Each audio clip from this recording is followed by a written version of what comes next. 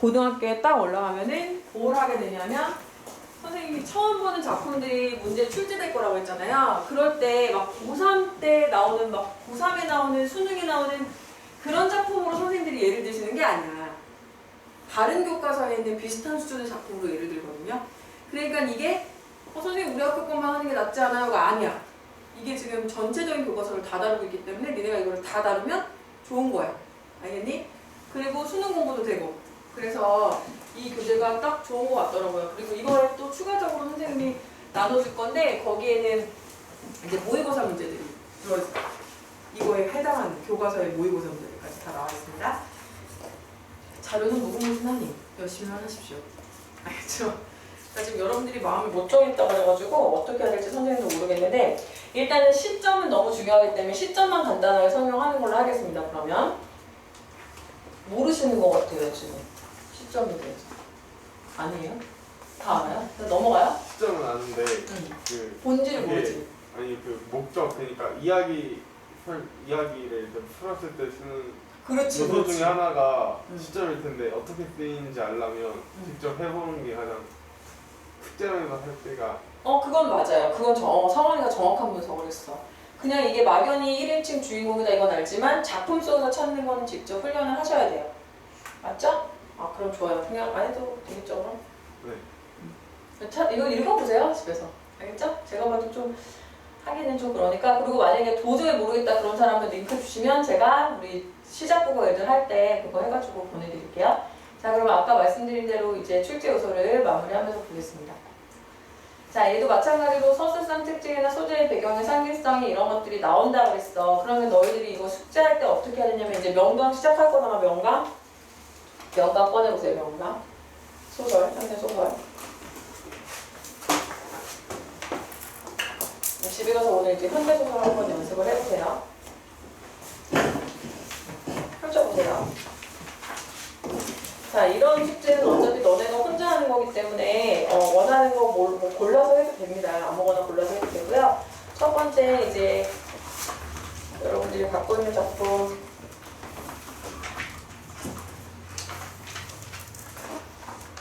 뭐 있어요? 맨 앞에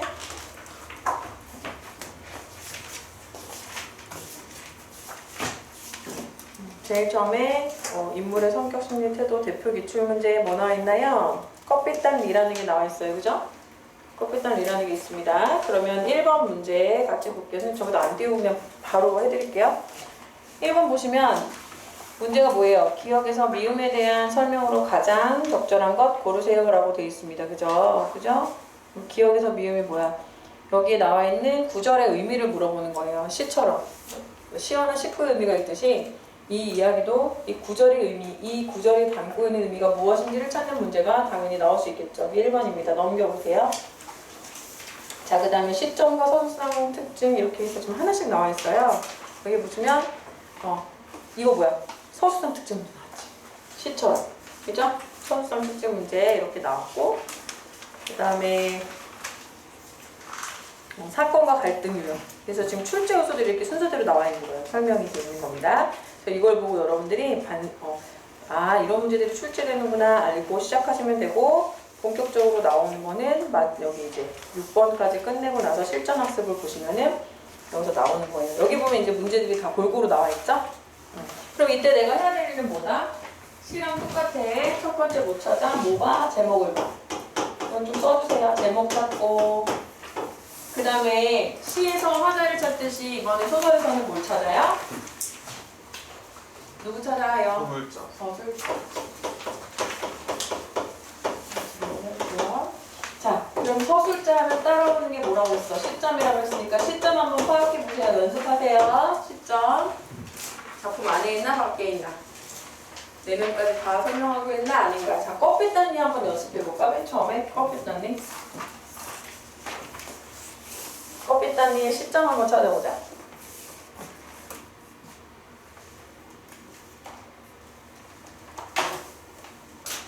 3인칭. 3인칭인 건 확실하죠. 왜냐면 그의 고객은 이러면서 지금 나라는 말이 지금 안 보이고 있어요. 자, 그럼 이제 확인해야 되는 게 뭐냐면 내면을 알고 있느냐 아니냐.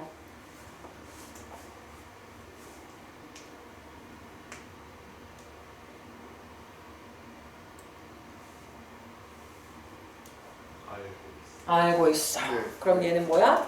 무슨 3인칭 정시적 작가 시점이다. 이렇게 찾을 수 있으면 된다는 겁니다. 시점을 찾고. 자, 그 다음에 자 커피 단위로 연습할 거에서 계속 펴놓으세요. 자, 여기서 이제 여러분이 주목하면서 봐야 되는 게 뭐야? 이제 뭐야? 자, 시에서 여러분 상황에 따른 반응을 찾을 때 이 반응은 주로 뭘로 찾았어? 정서 태도로 찾았지? 자, 소설에서는 무엇을 중심으로 서술이 된다? 상황에 따른 반응을 찾는 건 똑같은데 이 상황에 따른 반응이 무엇으로 구체화되어 있어? 이야기로 구체화되어 있다고 했어, 그지? 그러니까 이야기를 파악해야 돼. 줄거리를 파악해야 된다고. 줄거리의 핵심 요소 세 가지가 뭐라고요? 인물, 인사배, 사건, 배경. 이 배경이라고 하는 것은 문제가 나올 때가 있고 안 나올 때가 있고 중요할 때가 있고 안 중요할 때가 있기 때문에 뭐 그렇게 크게 염두에 두실 필요는 없습니다. 특히 고전 소설 같은 경우는 뭐 거의 의미가 없어요. 근데 우리나라의 근현대사를 생각해보면 우리나라 근현대사는 배경의 의미가 있게 없게 대부분 있죠. 없는 경우도 있지만 대부분은 있을 수밖에 없어요. 그래서 이게 6.25를 전후로 한 건지 일제강점기인지 일제강점기 초반인지 아니면 말기인지 그죠? 그 다음에 이게 산업화 얘기인지 이게 군부독재 얘기인지 이런 것들이 중요하기 때문에 배경 파악하는 거 필요하고 제일 중요한 건 뭐다? 인물. 인물에 대한 정보를 찾아야 돼요. 그럼 여기서 여러분들이 봤을 때 제목이 뭐예요? 껍빛단이에요. 그럼 껍빛단이 무슨 뜻이냐면 이게 러시아 말인데 껍빛단이 캡틴이에요. 캡틴. 영어로 하면 캡틴이라는 뜻이야. 캡틴 리라는 뜻이야. 주인공이겠지. 껍빛단 리가 어떤 사람인지 확인하면서 읽을 거고 어떤 사건이 있었는지 확인하면서 읽다 보면 이 이야기를 통해서 작가가 하고 싶은 이야기 주제의식이 드러나겠지. 맞니? 여기까지 찾는데 여기까지 찾을 건데 그 다음에 출제 요소가 뭐냐면 서술상 특징이 있거든요. 근데 서술상 특징은 여러분 읽다 보면 나오는 게 아니라고 해서 잘 안 보인다고 했어요. 그죠? 마찬가지로 시랑 마찬가지로 얘도 문제에서 선지에서 찾으면서 공부합니다. 여기에 담겨 있어요. 그때 확인하시면 되는 겁니다. 자, 한번 잠깐만 볼게요. 읽어볼까요? 어떻게 돼 있어요? 그의 고객은 외정시대에는 주로 일본인이었고 현재는 일부만 해줄게요. 처음에 현재는 권력층이 아니면 재벌의 샘 속에도 드는 측근들이어만 했다. 자, 특징이야. 그의 고객이 뭐야? 누구밖에 없어? 부자들, 권력가 이런 사람밖에 상대를 안 하는 사람이네. 자, 그의 일과는 아침에 진찰실에서 나오자 손가락에 뭐야? 진찰실? 확인해 정보 그지? 손가락 끝으로 창틀이나 탁자 위를 훑어서 무태안경 속 움푹한 눈으로 응시하는 일에서 출발한다 라고 되어 있습니다. 자, 인물에 대해서 파악을 하는데 우리 인물에 대해서 정보를 주는 방법이 자, 서술자가 서술해 주는 방법이 있지. 설명해 주는 방법. 그 다음에 인물의 말이나 행동을 통해서 우리가 찾아야 되는 경우가 있고요. 묘사된 경우가 있고 그렇습니다. 그죠? 지금 우리 그거 해야 되는 거야. 자, 지금 추측해보는데 그 사람은 뭐야? 진찰실 어쩌고저쩌고 그러고 있어. 의료계에 있는 사람인 것 같아. 그지? 그럼 하나씩 찾아보자. 그라는 사람이 등장했는데 정보를 찾아보니까 이 사람 뭐 하는 사람이야? 뭐 진찰실 어쩌고저쩌고 하고 있어. 그러면 의료인인가? 생각할 수 있고. 그 다음에 두 번째는 아까 뭐라고 그랬어? 부유층이나 권력가만 좋아하네. 이 특징이 하나다. 이런 거 다 눈여겨보는 거야. 그 다음에 어떻게 한대? 이 짓을 하는 거다. 이 짓을. 이거. 맞니? 무태한 경우 왜 그렇게 설정했을까 생각할 수 있어야 돼. 자, 뭐야? 인물의 묘사나 말과 행동 같은 것들을 통해서 인물의 성격을 추측해보는 거야. 어떤 애 같아? 굉장히 깐깐하고 뭔가 굉장히 철두철미한 완벽주의자 같고 막 그렇지 않아요? 이런 걸 여러분들이 찾아가면서 보는 거야. 이렇게. 알겠지? 어떻게 생겨먹었는지. 자, 그 다음에 뭐라고 나와 있어요? 아무튼 단골 고객들은 그의 정결한 결백성의 감탄과 경의를 표해 마지 않는다. 일사후퇴시 뭐가 나왔니? 일사후퇴가 뭔데? 일사후퇴가 뭐니? 6.25전. 시간적 배경이 나왔잖아. 아, 이거 6.25 전쟁을 전후로 하고 있는 얘기네. 재빨리 새빵 하나를 얻어가지고 병원을 차렸어. 그러나 이제는 평당 50만 원 호가하는 도심에 타일 바른 2층 양육을 소유하게 됐대. 그는 자기 전문의 외과, 전문의네, 전문의. 의사였어, 의사. 표시해야지. 의사네. 그런데 얘는 대단한 애가 뭐냐면 자기는 전문의가 외과거든? 그런데 외과, 내과, 소아과, 산부인과 등의 개인 병원들을 다 집결시켰어. 운영은 각자 호주머니 셈속이었지만 종합병원의 어떤 원장이라는 타이틀 이런 것들은 자기가 차지하고 있었어. 자, 이런 것들을 할 수 있는 사람은 우리는 뭐라고 그러냐면 굉장히 수완이 좋고 능수능란하고 좀 능구렁이 같은 그런 이미지네. 그런 사람이야. 자, 이쯤에서 잠깐 이 작가는 뭘 얘기하고 싶어서 이런 지금 껍비딸리 같은 사람을 등장시켰을까를 계속 생각해야 돼. 그럼 이야기 속에서 쭉 흘러가다 보면 이제 그 비밀이 밝혀지는 거야. 아니니? 그거를 찾아오는 거야, 너희들이. 알겠어요? 조금 더 해볼까요? 2시 40분. 미국 대사관 브라운 씨와의 약속 시간은 20분밖에 남지 않았다. 이 시기에도 몇 가닥 유서 깊은 이야기가 숨어있다. 이인국 박사는 인물이네. 인물 나오면 표시해야지. 이 사람이 누굴까? 이인국 박사. 그거 위에 안 했네. 양복 이거 중요한 거 안 했네. 양복 조끼 호주머니에서 18금 회족 시계를 꺼내어 시간을 봤다. 자, 이런 거 소재. 이런 거 왜 등장시키는지 한번 생각해보자. 왕진 가방과 함께 38선을 넘어온 필한 유물의 하나인 시계. 자, 여기서 지금 시계를 다시 한번 얘기하고 있다는 건 이 소재가 중요하다는 거니 안 중요하다는 거니? 중요하다는 거야. 어떤 의미인지 물어볼 수 있을 가능성이 있겠네요. 그죠? 도피행을 같이 한 유일한 어찌 보면 인생의 반려 같은 거였대.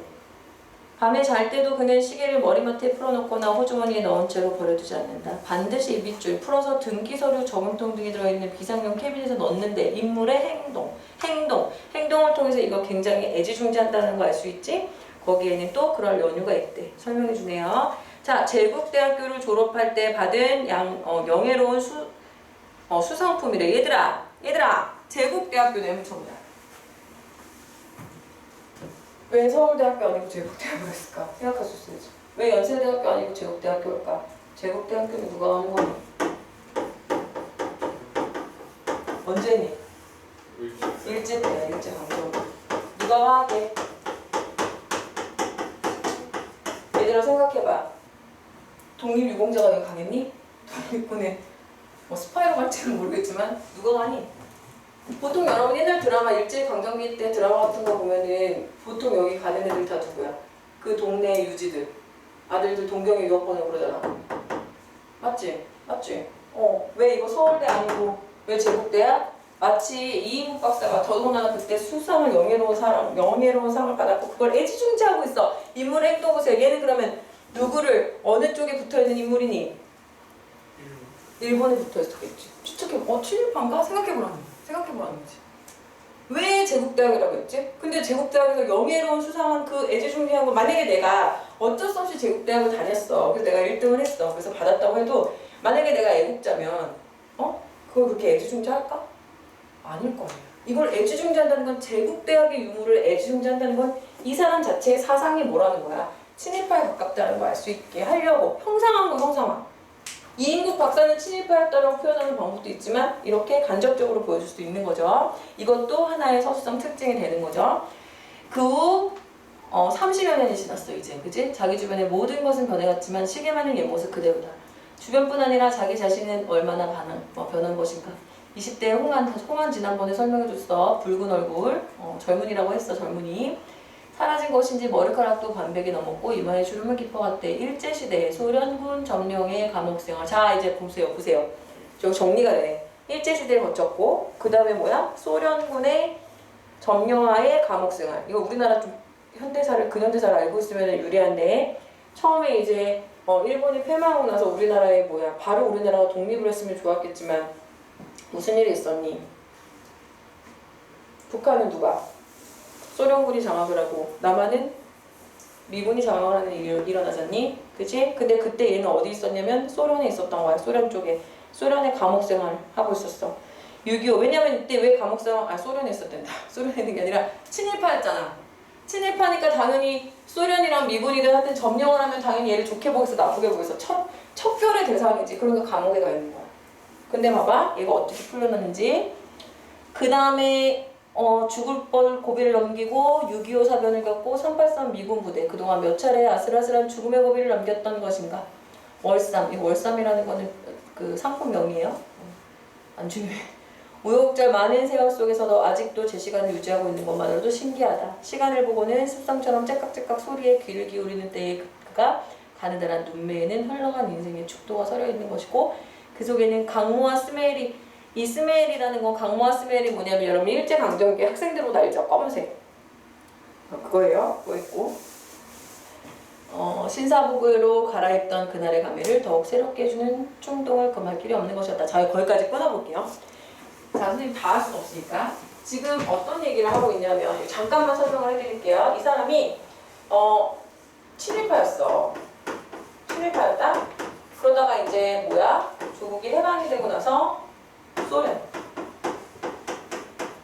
여기 이제 포로가 된 거야. 감옥 생활을 하고 있는 거야. 이제는 친일파가 됐기 때문에 이제 죽게 생겼어. 죽게 생겼는데 얘가 어떻게 했게? 여기 어떻게 하냐면은 여기에 있는 소련군 그 장교가 있어. 장교. 근데 얘가 직업이 뭐냐면 외과 의사야. 외과 의사. 외과 의사인데 소련군 장교 뒤에 혹이 있는 걸 발견한 거야. 그래서 만약에 이 사람의 성격 자체가 굉장히 내성적이고 그런 사람이었으면 저런 친일 행각도 못했겠지만 얘는 굉장히 자기 인생을 적극적으로 개척하고 막 엄청난 수완을 발휘해서 막 병원도 크게 키우고 막 이런 애잖아. 야욕이 있고. 그래서 어떻게 하냐면은 베팅을 해. 내가 그 혹을 없애주겠다. 포로지. 근데 소련군 그 장교 입장에서는